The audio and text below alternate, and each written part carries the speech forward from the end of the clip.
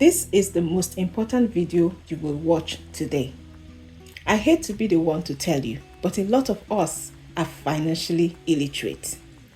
These four women look happy, but behind those smiles are very different financial realities, and many of us can identify with them.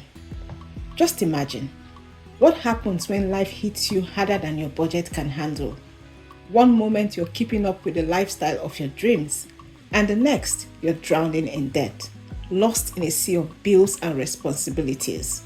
And worst of all, no plan to save yourself. These four women, they could be any of us, but today, this brief story is a cautionary tale of what happens when financial planning goes wrong or doesn't happen at all. Dami is 32 years old. She's single, fabulous, and completely living beyond her means. She loves the good life, fancy dinners, designer shoes, spontaneous shopping sprees. And why not? Life is short, right? But Dami's credit card is her worst enemy. Behind all the glam, she's piling up debt faster than she can pay it off. Her rent in downtown Toronto, 40% of her paycheck. She's swiping her card to keep up with a lifestyle that she really cannot afford. Dami is chuckling and talking to her friends, and in typical Dami style, she says, "Girls, I deserve to spoil myself. I work hard for my money. Why save when I can always make more?" While her friends laugh and cheer her on. Bimbo is married to a man with a good job. She's a stay-at-home mom, but she spends more than she saves. She's always telling her husband, "We need a bigger house. I want a new car. When are we going on vacation again?" On the surface, everything looks perfect, but there's a problem. Her husband has been cutting corners to keep up. What Bimbo doesn't know is that her husband stopped paying their life insurance premiums long months ago. And when tragedy strikes, the financial house of cards will come crashing down. And at this girl's outing, you can hear her saying, "Babes, are we still looking at that new SUV this weekend?" While her friends look at each other and say, "Yes, of course." Fumi is the responsible one. She's good with her money, has investments, a budget, and even an emergency fund. But her husband and kids, not so much. They're all about material things. The latest iPhone, fancy clothes, expensive outings. She's constantly battling their unrealistic expectations while trying to keep the family finances in check. Fumi, while her friends are laughing and drinking, she's calm, composed, and reviewing a financial app on her phone. Her face shows the strain of balancing her family's wants. Suddenly she says, "Do you know how hard it is to save when your entire family thinks money grows on trees? I set aside money for our future, but then there's always another birthday party to throw or another gadget the kids must have." The other ladies looked at her strangely. Fumi was always the one to spoil the fun with all the complaints about her family. "Forget about that," Dami says. "We are here to have fun." And then there's Uche. She's single, in her early 30s. She has no kids, but she's weighed down by the expectations of her extended family back home in Nigeria. Every month, it's one thing or the other. "Uche, send money for school fees. Uche, we need help with hospital bills. Uche, this. Uche, that." She's stuck paying black tax and can't say no. No matter how much she earns, she's never able to keep up with her own needs. Buying a house, retirement, that feels like a distant dream that she would never reach. But on top of that, Uche loved the good life. So between paying the black tax and keeping up with her good life, she had absolutely nothing saved. Uche turned to her friends while reading a text message from her brother. "Can I please live 1 month without someone asking me for money? Just 1 month." The four women sit together, chatting over dinner. The conversation starts light but turns serious as they start talking about their financial struggles. Dami says with a laugh, "You know, I've been looking at this trip to Greece next month. Who's in?" Bimbo, Fumi, and Uche exchanged glances. Fumi sighed and said, "Another trip? I can't even keep up with my mortgage payments and you're talking about Greece." Bimbo, nodding in agreement, said, I don't even want to think about another expense. I still have to convince my husband to buy us that new house. Things are so expensive in Canada. Everything's going up. Rent, bills, food. We can't even keep up. Uche, looking frustrated, said, "Tell me about it. Every month it's something. My family back home needs money for this and that. And here I am, barely saving a dime." I will not bore you about the day-to-day life of each of these women, but needless to say that they were each living in their own financial bubble. And we all know how bubbles are. They burst. Here is Dami in her home, and she gets a text notification on her phone.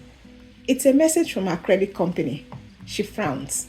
Dami, reading the message aloud, with her voice dripping with sarcasm. "You've exceeded your credit limit. Minimum payment is..." Her voice trails off. This is a regular message, and even though she ignores it, the hole Dami has dug for herself gets bigger and bigger until it engulfed her. Sadly, a couple of months ago, Dami lost her high-paying IT job. She was not expecting it, and of course, she had no emergency funds. No plan B, nothing. She could not even survive 1 month without a paycheck. This was the moment that reality hit Dami. Dami's endless spending caught up with her.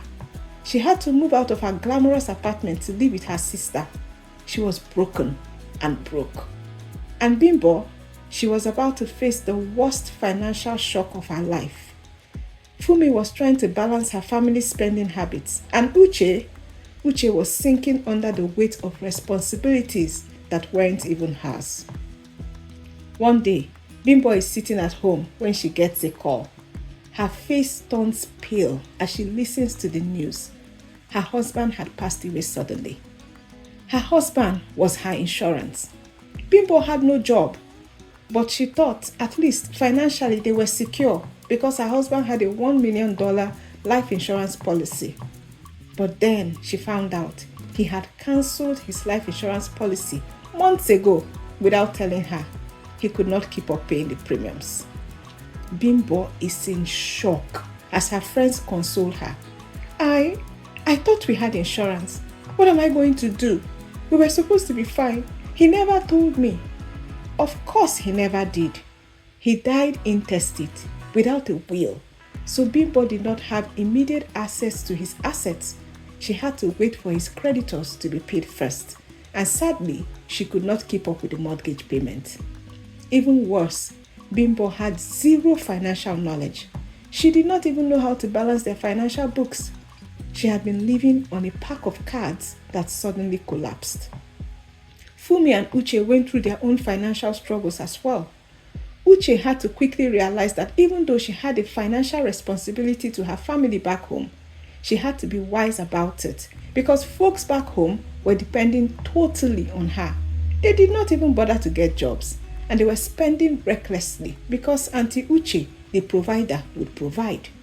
It took a rude awakening when her brother insulted her just one time she could not meet up with his demands by saying, "You think I survive on your money? Go to hell." The scales fell off her eyes, and Uche decided to put a cap on this family help that she had been drowning in. As for Fumi, she had to have a frank talk with her husband and children who had zero financial knowledge. They started budgeting and cutting down on unnecessary spending as Fumi insisted that they do. It was painful and slow, but she noticed a little progress. Sometimes it takes a harsh wake-up call for us to face the reality of our financial situation. The truth is, living beyond your means, avoiding financial planning, drowning in debt, or relying on someone else to handle your finances can lead to disaster. The women gather again, this time with a financial coach. They talk about setting up emergency funds, budgeting, planning for the future, and the importance of life insurance. You all have different stories, says the financial coach, but the lesson is the same.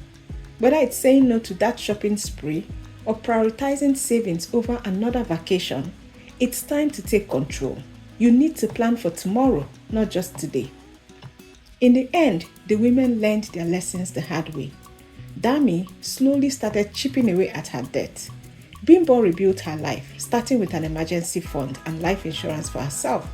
Fumi set firm boundaries with her family, focusing on her financial goals. And Uche, she finally started saying no and took control of her finances, refusing to be the family's ATM.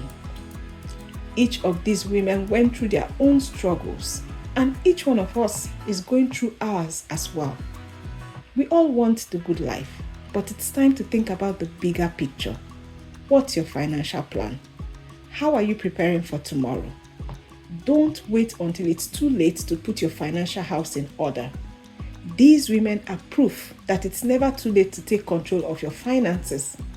One thing you can start to do is stop overspending and start investing. And I invite you to watch this video next on how to start your investment portfolio.